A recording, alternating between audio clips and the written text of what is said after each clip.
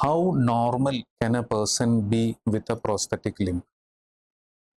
അതിപ്പോ നമ്മൾ പറയുകയാണെങ്കിൽ കുറെ അഡ്വാൻസസ്മെന്റ് ടെക്നോളജിയിലും മെറ്റീരിയൽസ് എന്ന് പറഞ്ഞാൽ ആദ്യം യൂസ് ചെയ്തത് പോളിപ്രോപ്പിലിൻ, പോളിയസ്റ്റർ, റെസിനൊക്കെ ആയിരുന്നു യൂസ് ചെയ്യുന്നത്. ഇപ്പോഴെന്ന് പറഞ്ഞിട്ടുണ്ടെങ്കിൽ കാർബൺ ഫൈബർ, നിക്കൽ, ടൈറ്റാനിയം അങ്ങനെയുള്ള very light weight and durable strong materials ഒക്കെ വന്നിട്ടുണ്ട്.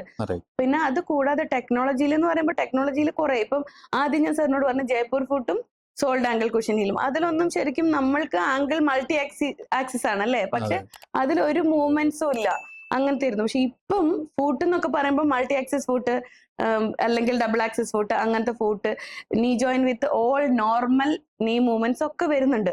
അപ്പൊ അതൊക്കെ എന്ന് വെച്ചിട്ടുണ്ടെങ്കിൽ നമ്മളിപ്പോ ഞാൻ പറഞ്ഞില്ല, ഒരു പേഷ്യന്റ് നമ്മളുടെ അടുത്ത് വരികയാണെങ്കിൽ നമ്മള് അവരെ അസസ്മെന്റ് ചെയ്യുമ്പം നമ്മളുടെ അസസ്മെന്റ് പ്ലസ് അവരുടെ കുറെ എക്സ്പെക്ടേഷൻസ് ഉണ്ട്, അതും കൂടെ ചോദിക്കും.